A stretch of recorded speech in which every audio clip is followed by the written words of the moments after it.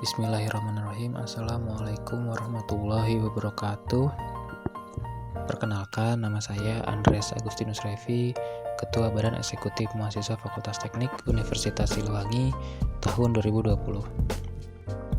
Puji dan syukur saya panjatkan kehadirat Allah Subhanahu wa Ta'ala karena karunia-Nya saya diberikan kesempatan untuk melaksanakan agenda kali ini, dan insya Allah kita semua dalam keadaan yang sehat walafiat. Amin ya rabbal alamin. Untuk kesempatan kali ini saya akan menyampaikan tentang hal-hal organisasi terlebih pada ruang lingkup Fakultas Teknik Universitas Siliwangi. Sebagai bentuk amanah dari Departemen Pendidikan BEM Fakultas Teknik Universitas Siliwangi 2020 dalam memenuhi salah satu agendanya. Yang pertama-tama yaitu tentang apa saja sih organisasi kemahasiswaan yang ada dalam ruang lingkup Fakultas Teknik Universitas Siliwangi. Yang pertama itu ada Badan Legislatif Mahasiswa Fakultas Teknik Universitas Siliwangi. Yang kedua itu ada Badan Eksekutif Mahasiswa Fakultas Teknik Universitas Siliwangi. Ketiga ada Himpunan Mahasiswa Sipil. 4 Himpunan Mahasiswa Elektro. Dan yang kelima ada Himpunan Mahasiswa Informatika. Jadi untuk organisasi mahasiswa di ruang lingkup Fakultas Teknik ini ada 5. Yang di tingkat fakultas ada BLM dan BEM. Sementara untuk tingkat jurusan sendiri ada himpunan yang mana bisa dikatakan sebagai organisasi eksekutif tingkat jurusan. Yang pertama-tama itu kita bahas apa itu Badan Legislatif. Nah, secara garis besar, Badan Legislatif itu sendiri adalah organisasi yang memiliki kuasa dalam pembuatan aturan-aturan. Jadi aturan-aturan itu dibuat oleh badan atau lembaga legislatif yang mana harus sesuai dengan kebutuhan dan kepentingan keberlangsungan halayak umum, sehingga memberikan landasan hukum yang jelas dan manfaat yang positif. Nah, khususnya untuk BLMFT itu memiliki kuasa dalam perancangan ADART yang tentu saja harus transparan, juga dalam pembuatan SOP dan aturan-aturan lainnya. Badan Legislatif sendiri juga memiliki kewenangan dalam hal mengawasi pengimplementasian aturan-aturan yang nantinya dilaksanakan oleh organisasi eksekutif, agar tetap pada koridornya dan tidak terjadi penyelewengan. Nah, ketika terjadi penyelewengan dari lembaga legislatif berhak untuk memberikan peringatan, sanksi, pernyataan sikap, dan lain-lain. Seperti itu. Nah, selanjutnya, apa itu organisasi eksekutif? Organisasi eksekutif itu yang bertugas dalam penerapan kebijakan, peraturan, atau hukum yang dirancang oleh lembaga legislatif seperti yang sebelumnya dibahas. Penerapan peraturan kebijakan atau hukum itu sendiri dilakukan melalui kegiatan-kegiatan. Khususnya dalam kegiatan Ormawa ini sendiri ada agenda dan juga program kerja.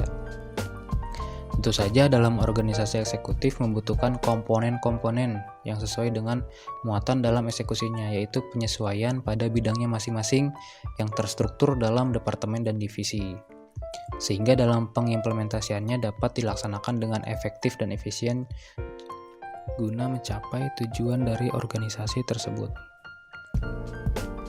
Tentu saja organisasi mahasiswa Fakultas Teknik Universitas Siliwangi itu memiliki tujuan yang sudah dirumuskan, dan untuk tujuan dari Ormawa FT Unsil itu sendiri adalah yang pertama menciptakan suatu ikatan kekeluargaan di lingkungan Fakultas Teknik Universitas Siliwangi, menciptakan suasana kondusif bagi pengembangan intelektualitas, moral, dan daya kritis mahasiswa Fakultas Teknik Universitas Siliwangi. Jadi selain menciptakan ikatan kekeluargaan juga harus bisa melakukan pengembangan terhadap intelektualitas, moral, dan daya kritis khususnya mahasiswa Fakultas Teknik Unsil melalui kegiatan-kegiatan, agenda-agenda yang nantinya dilaksanakan. Selanjutnya mewujudkan Tridharma Perguruan Tinggi dan Trigatra Citra Universitas Siliwangi dan menjaga nama baik Fakultas Teknik. Seperti itu. Jadi tentu saja untuk Fakultas Teknik itu dalam sudut pandang Ormawa memiliki tujuan-tujuan yang sudah dirumuskan dalam ADART yang menunjang keberlangsungan organisasi itu agar mencapai hasil yang benar-benar memuaskan. Selain tujuan-tujuan dari organisasi mahasiswa Fakultas Teknik, tentu saja dalam penerapan organisasinya juga memiliki sifat atau cara dalam pelaksanaannya. Organisasi mahasiswa Fakultas Teknik bersifat yang pertama itu demokratis, yang berarti dari segala aspirasi dan keputusan organisasi didasarkan kepada kehendak mahasiswa Fakultas Teknik. Jadi kita harus bisa mewadahi aspirasi, kritik yang membangun dari rekan-rekan mahasiswa Fakultas Teknik, karena memang organisasi mahasiswa Fakultas Teknik itu harus bermanfaat bagi rekan-rekan mahasiswa.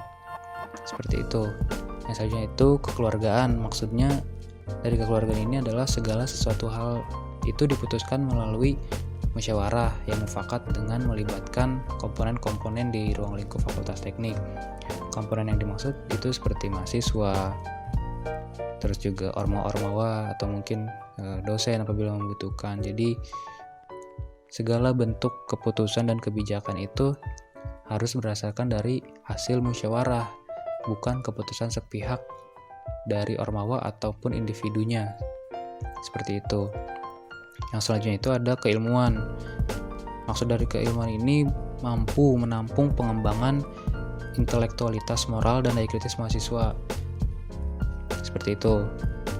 Yang selanjutnya itu bersifat independen, memiliki arti berdaulat tanpa pengaruh dari organisasi di luar organisasi mahasiswa Fakultas Teknik Universitas Siliwangi. Jadi organisasi mahasiswa Fakultas Teknik itu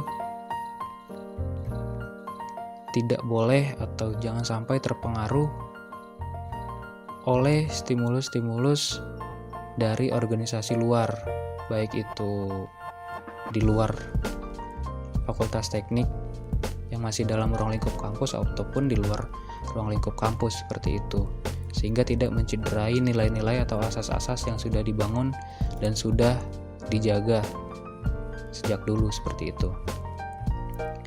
Yang selanjutnya itu memiliki sifat keterbukaan, yang artinya transparan dalam pelaksanaan dan pelaporan kegiatan Ormawa Fakultas Teknik Universitas Siliwangi. Sudah jelas. Nah, untuk yang selanjutnya itu Ormawa Fakultas Teknik itu memiliki landasan. Untuk landasan itu sendiri, khususnya pada eksekutif itu tercantum pada GBHKU ADART Fakultas Teknik Universitas Siliwangi, di mana di sana terdapat aspek-aspek yang harus dipenuhi. Antara lain, yang pertama itu aspek pendidikan. Dalam aspek pendidikan ini, kita harus dapat mengedukasi rekan-rekan mahasiswa Fakultas Teknik sehingga memiliki wawasan dan pengetahuan yang lebih. Juga dapat memicu dalam partisipasi mahasiswa untuk menghasilkan karya-karya. Itu adalah salah satu landasan dalam aspek pendidikan. Jadi untuk ruang gerak dalam sudut pandang pendidikan itu tujuannya atau landasannya adalah kita harus memberikan rekan-rekan mahasiswa itu setidak-tidaknya wawasan baru atau wawasan yang lebih, atau setidaknya mewadahi apa yang mereka inginkan dalam sudut pandang pendidikan, dan juga dengan harapan memicu gitu adanya karya-karya yang muncul dari rekan-rekan mahasiswa, seperti itu. Nah, aspek yang selanjutnya itu aspek kewirausahaan. Nah, dalam aspek kewirausahaan ini, Ormawa harus dapat memicu jiwa kewirausahaan mahasiswa Fakultas Teknik ataupun dapat mewadahi kewirausahaan yang terdapat pada ruang lingkup Fakultas Teknik. Jelas. Nah, selanjutnya aspek pengabdian masyarakat. Nah, untuk menunjang aspek ini, pihak organisasi harus bisa mengadakan kegiatan yang memberikan sumbangsi nyata nih kepada masyarakat, sehingga di sisi lain dapat meningkatkan kepedulian dan kepekaan bagi mahasiswa Fakultas Teknik. Untuk aspek pengabdian masyarakat ini difokuskan untuk himpunan-himpunan atau ormawa-ormawa jurusan yang langsung diwadahi oleh himpunan untuk bertemu dengan masyarakat dan memberikan manfaat, mungkin bisa dalam bidangnya masing-masing atau mungkin juga bisa dalam hal umum, seperti itu. Nah, yang selanjutnya ini ada aspek kesejahteraan mahasiswa.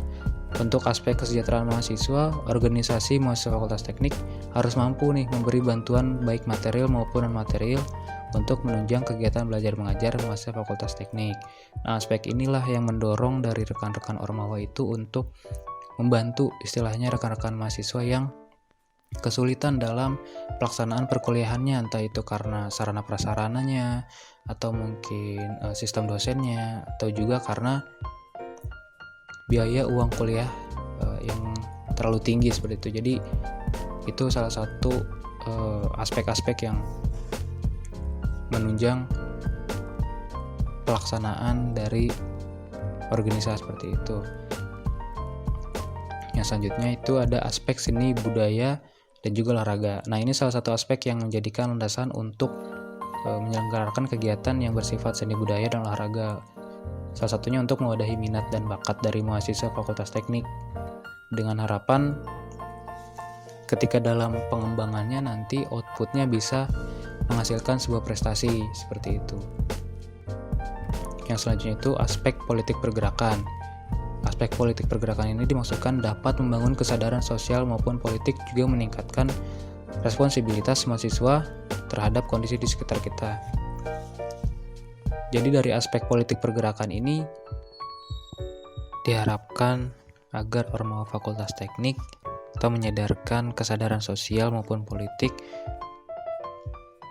dalam ruang-ruang diskusi, ruang-ruang pembahasan yang nantinya diselenggarakan oleh pihak Ormawa.